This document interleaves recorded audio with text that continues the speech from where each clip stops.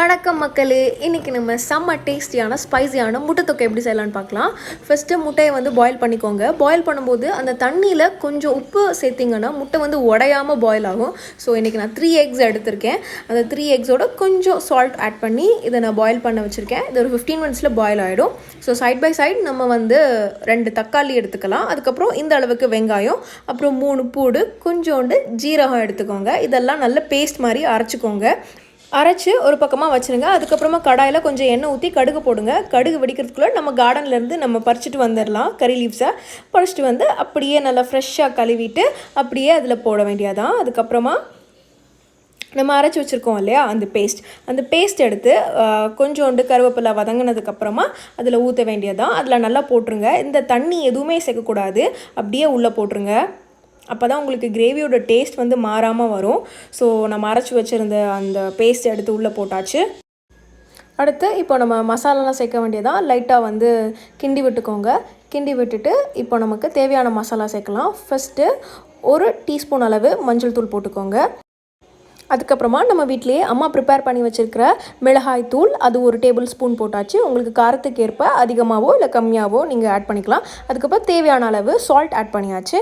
இப்போது அதை நல்லா கிண்ட வேண்டியது தான். இதில் நீங்கள் தண்ணி எதுவுமே ஆட் பண்ணக்கூடாது. ரொம்ப கட்டியாக இருந்ததுன்னா மட்டும் கொஞ்சோண்டு நீங்கள் ஆட் பண்ணிக்கலாம். இப்போ வந்து இதை நல்லா கிண்டி விட்டுட்டு அது நல்ல ஒரு அளவுக்கு நல்ல திக்காக ஆகிற அளவுக்கு இந்த கன்சிஸ்டன்சிக்கு வந்ததுக்கப்புறமா நம்ம முட்டையை ஆட் பண்ண வேண்டியதான். பாருங்கள், இன்றைக்கி நம்ம எடுத்து வச்சுருக்கோம் முட்டை. நான் சொன்னேன்ல உப்பு ஆட் பண்ணனா வந்துட்டு கிராக் ஆகாதுன்னு. ஆக்சுவலி அந்த எக் வந்து ஆல்ரெடி கிராக் ஆனதுனால தான் அது அப்படி ஆயிருக்கு. மற்றபடி அந்த 2 முட்டையும் பாருங்கள், உப்பு ஆட் பண்ணதுனால அது ரெண்டுமே வந்துட்டு வெடிக்கலை. ஸோ இப்போ நம்ம முட்டையை உள்ளக்க போட்டு நல்லா கிளறி விடுங்க. இந்த எக்கெல்லாம் மசாலாக்குள்ளே இறங்கணுன்னா நீங்கள் அதை எக்கோட 2 சைடில் லைட்டாக நைஃப் வச்சு நீங்கள் கட் பண்ணி கூட விட்டுக்கலாம், அந்த ஒயிட் லேயரை மட்டும். அப்போது அந்த மசாலா இன்னும் கொஞ்சம் உள்ளே நல்லா போகும். இன்றைக்கி முட்டை வந்து ரொம்ப வெந்ததுனால நம்மளால் அதை பண்ண முடியலை. பட் ஸ்டில் நீங்கள் பண்ணி பாருங்கள். இப்போ வந்து நல்லா மிக்ஸ் பண்ணி விட்டாச்சு மசாலாவோட. இதுக்கப்புறம் இந்த ஸ்டேஜ்க்கு அப்புறம் ஒரு 2 minutes அடுப்பில் சிம்மில் இருந்தாலே போதும். நம்மளோட டேஸ்டியான ஸ்பைசியான எக்கு தொக்கு தயாராகிடும்.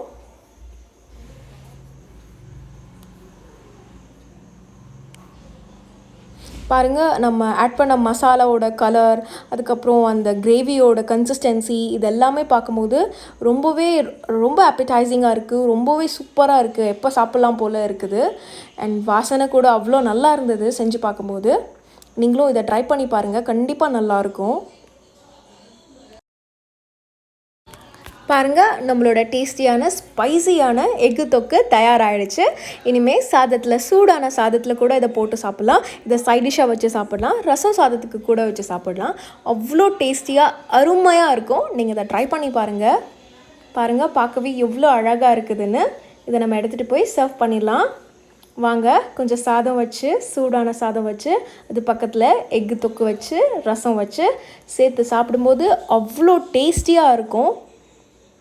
இந்த எக்கு தொக்கை நம்ம வெறுமன சாதத்தில் கூட நம்ம அதை மிக்ஸ் பண்ணி சாப்பிட்லாம். அவ்வளோ டேஸ்டியாக இருக்கும். இதை நீங்கள் ட்ரை பண்ணி பாருங்கள். இந்த வீடியோ உங்களுக்கு பிடிச்சிருந்தா லைக் பண்ணுங்கள், கமெண்ட் பண்ணுங்கள், சப்ஸ்கிரைப் பண்ணுங்கள். And don't forget to hit the bell icon. Tata, bye by.